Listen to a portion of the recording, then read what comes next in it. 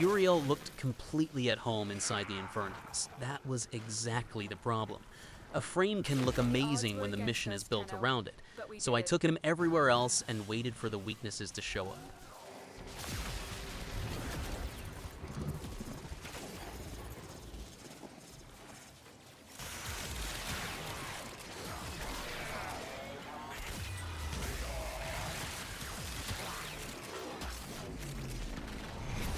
This isn't a damage showcase with perfect conditions. I used normal public missions, different enemy groups, and whatever squad the game gave me.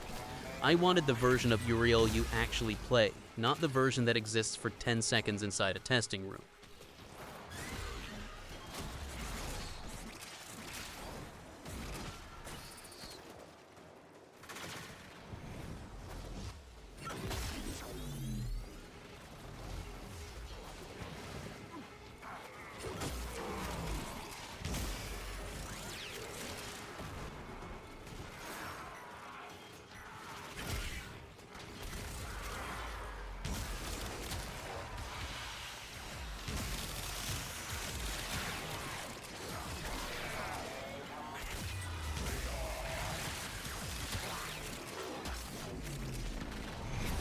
The first thing I noticed is that his setup survives the change of scenery.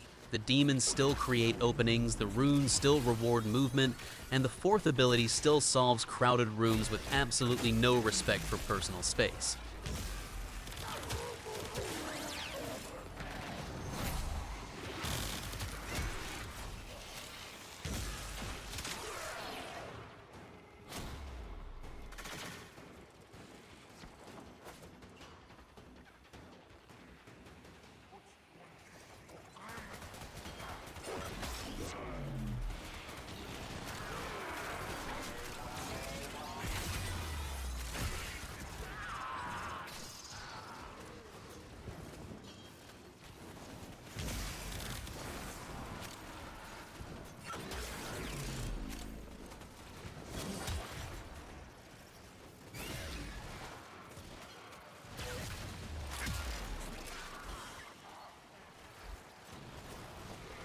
What changes is the pacing. Faster squads can erase enemies before the whole rotation gets going. That doesn't make Uriel weak, but it does mean you occasionally arrive with an army of demons and discover the party already ended. Heads up, a Grineer assault team is headed your way.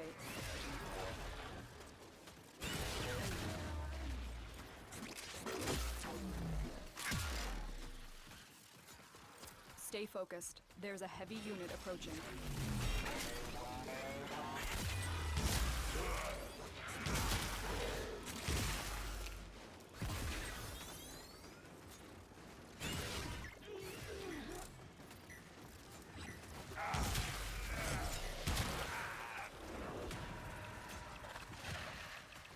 Terminal hacked. Keep moving. We have got to find a terminal. Proceed and prepare.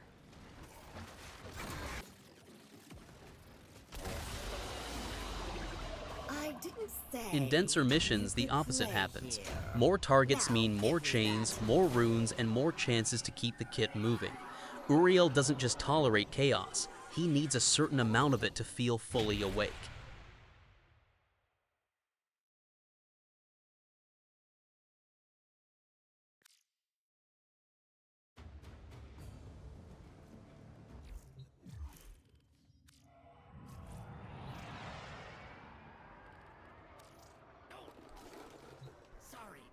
Sorry, I saw a spider.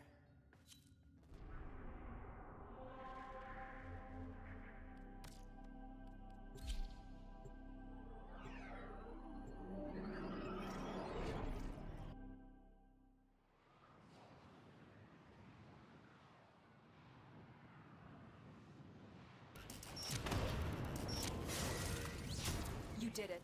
The Navarre cannon is out of operation, but you're not done yet. Find the command center. His sustain was more useful than I expected. It is easy to focus on the fire and forget that Remedium keeps both Uriel and the demons working. It turns mistakes into delays instead of immediate disasters, which is exactly the kind of safety net I appreciate.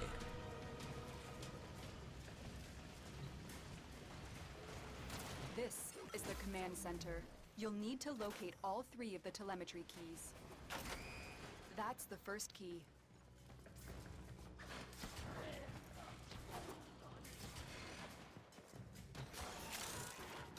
You found a key. Take it to the console.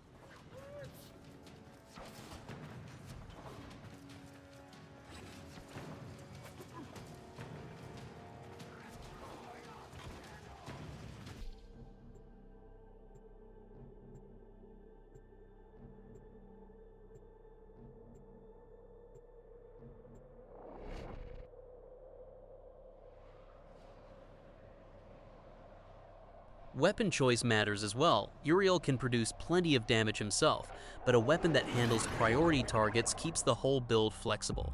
The abilities manage the room while the weapon deals with whatever refuses to cooperate.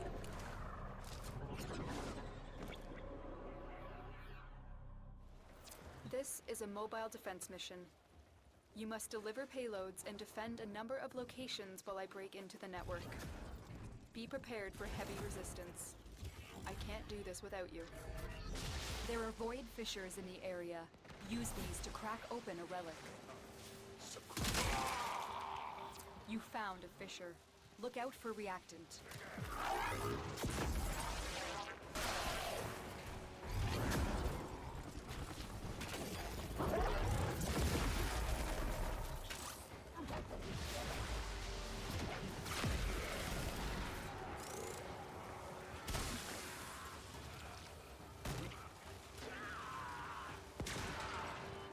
After several missions, the biggest weakness was not survival or damage, it was consistency.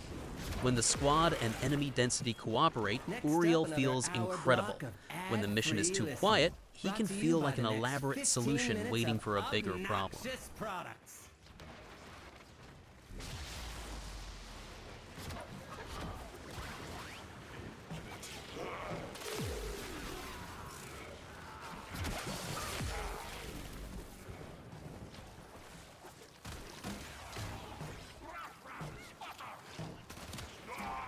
Were against us, Tenno, but we did it. Mission.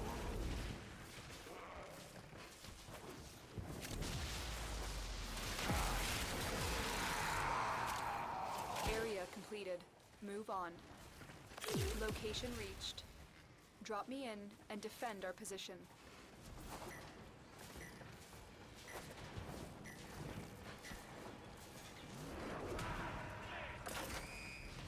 I'm in, Tenno. This will take a moment. That is not necessarily a bad identity. Some frames are instant and simple. Uriel rewards momentum. Once the demons, buffs, and abilities start feeding each other, the build becomes much stronger than any single number suggests.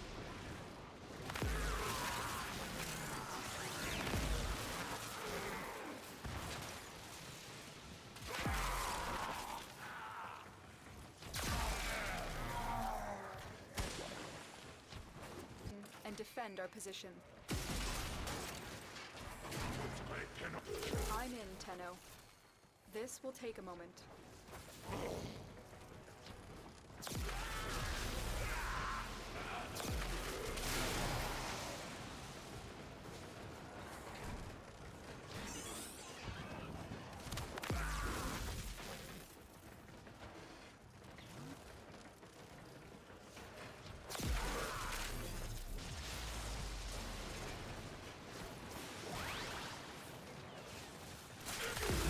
Focused. There's a heavy unit approaching. I also like that he stays visually readable after you learn the symbols. At first, the HUD looks like a contract written by a demon. Later, it becomes a quick checklist of what is alive, what is charged, and what should be on fire next.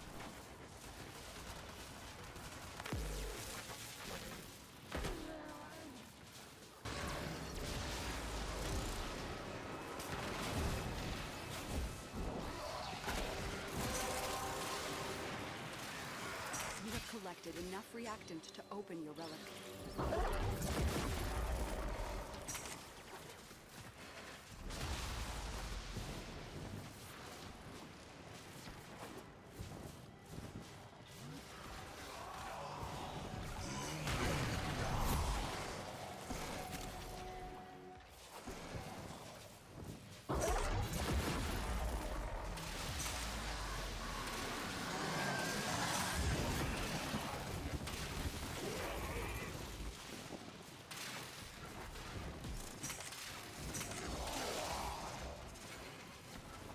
So does Uriel work outside Descendia? Definitely. He is not equally efficient in every mission, but he has enough damage, control, and healing to remain useful almost anywhere.